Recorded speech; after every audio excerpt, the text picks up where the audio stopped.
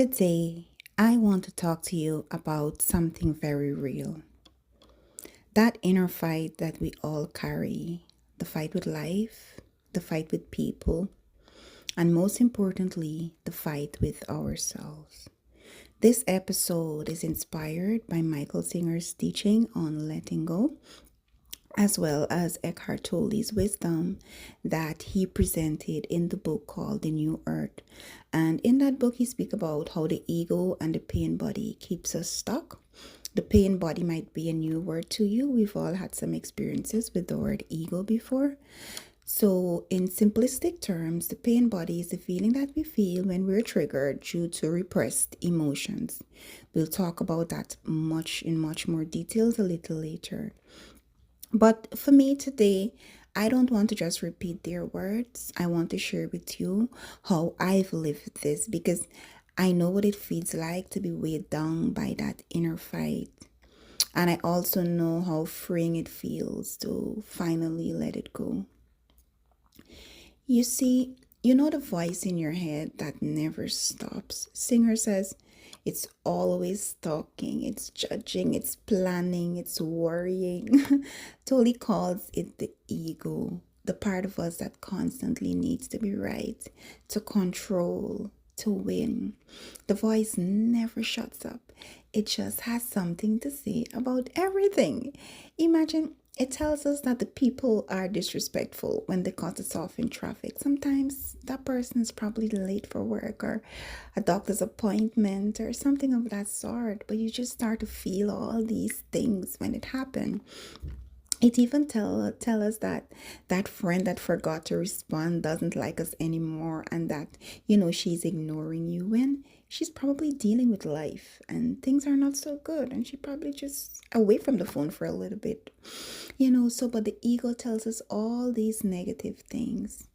It even said to us like, oh, I should have said this or I should have said that during an argument. Oh shoot, I forgot. If I had only remember, I would have tell him off. I would have said this. You see what I'm going with this? I'm not alone. I know you have these same experiences. For me, my ego showed up in businesses when I felt like I had to prove myself to be taken seriously, to show I had to like put my foot down, like, yes, look at me, I'm strong. It showed up even in my relationships when I wanted people to act a certain way so that I could feel secure within myself. Imagine that. Imagine placing that burden of security on someone else. It even showed up in my own thought patterns of judging people silently for their shortcomings because they were not perfect people, without realizing that I struggle too, just maybe in a different way. And maybe the way that I struggle, maybe they would have already mastered that. So there's nothing to judge. One thing I realized on this journey that the ego as well is never fully satisfied. Never fully satisfied. You give it one victory, the victory of being right, let's just say that. It wants 10 more. It's eager for more. You explain yourself once, it demands another defense. Like I have to defend my position. The moment you do things like that, you have to keep doing it. You're not consciously aware that that is what is happening unless you start to look at it. But some people, you can't tell them that they're wrong. They jump straight into defense. And sometimes we are like that because we feel like if we're being judged, and that is the pain body that is reacting there. Right? So we don't want that. We want to take control of the ego and not allow the ego to control us. And while we of ourselves are trapped in that cycle of proving and fighting and wanting to be right, life is passing by. The beauties and the joys of life is passing us by. You see, that moment that I realize that I am not that voice, I am the one who notices it, the ego began to lose its power over me. And when you can see like the ego instead of being ruled by it, that is your opportunity to take back your freedom, because you can see it, you're noticing it, and sometimes you can laugh it and say, look at you wanting to be right. That is you taking back your power, the real you. We can clearly see that we are the observer and not the thinker. Okay, do you remember a situation where you absolutely lost it and like tell off somebody, like you give them a good piece of your mind, as we would say. However, like just afterwards you feel so terrible about what you said to them and the way in which you treated them. Well, that part of you that is noticing that this is how I behaved and I wish I behaved better, that's the real you, the one observing the thoughts. That is why you can reflect and be like, oh my gosh, look at that. And if you had the opportunity, you would go back in time and change it. But Tolle also talk about something that he calls the pain body. Remember I talk about the pain body? It's all the old hurts, all of it. The disappointments, all of it. And the anger, all of it that we've carried for years. And it gets hungry.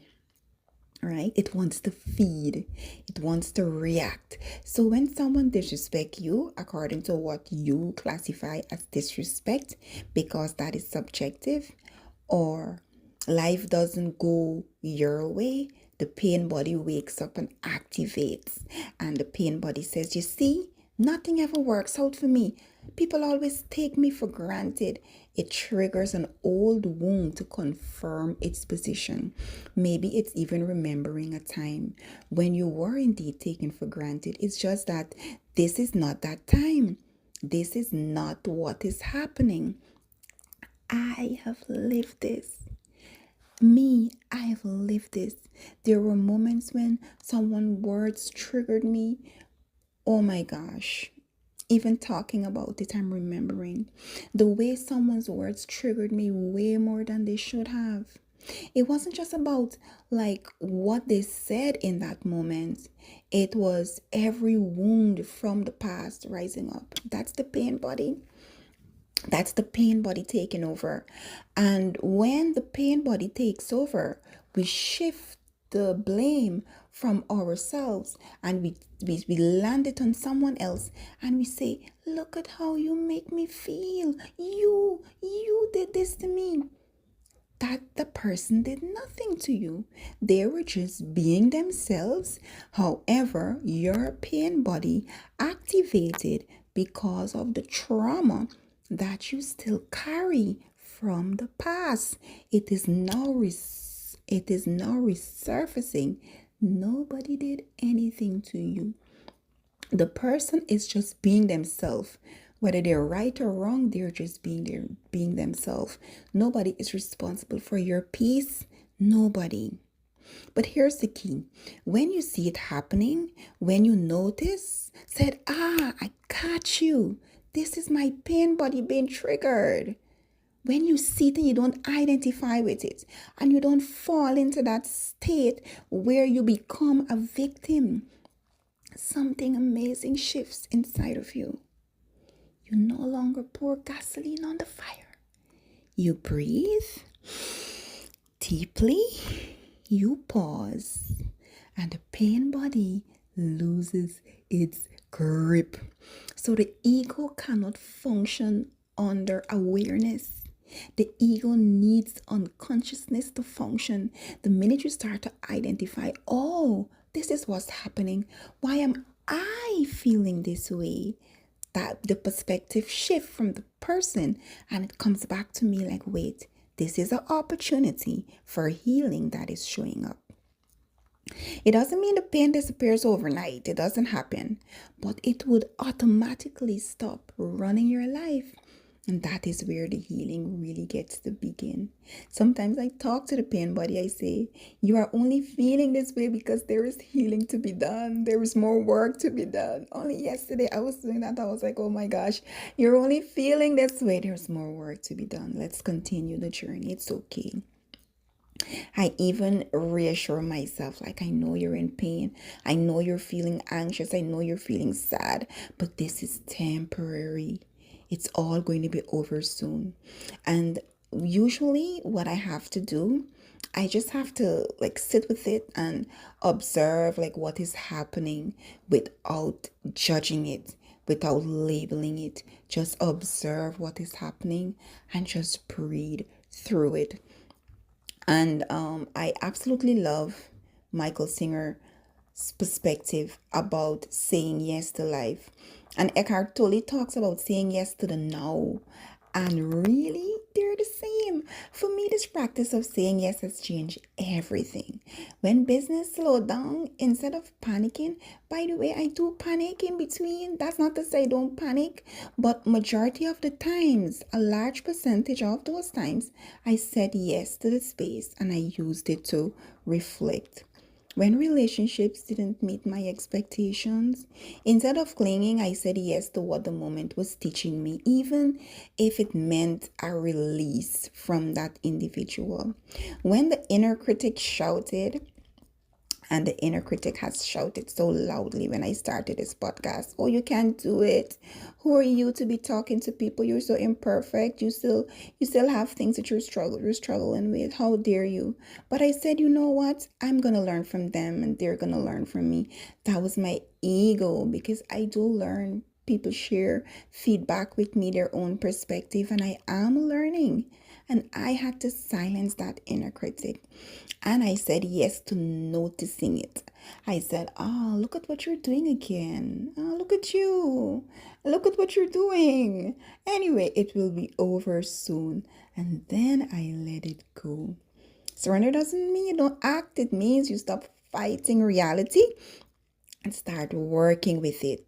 It means you stop living as a prisoner of your ego and the pain body, and you start living from presence, living in the now, feeling everything now, being here now. This is where freedom is. Anytime you're feeling pain, ask yourself, what is it I'm feeling? Anytime you're feeling sad, ask yourself, is this something for me to be sad about? Because sometimes we're reliving a memory, creating problems in our head for ourselves. If it is not in the now, it is not valid. And sometimes we get so anxious, our body starts to react, panic, heart rate, palms sweaty, gut upturned, because we're living in the future. What is going to happen? How will this unfold? All of that is the pain body being activated. And I'm saying to you, when the pain body activates, and it will activate, I'm asking you gently to breathe and release it. So let me ask you, what inner fight are you clinging to right now? Or sometimes it is even your ego needing to be right. And I love the concept of the pain body, because we all have the pain body.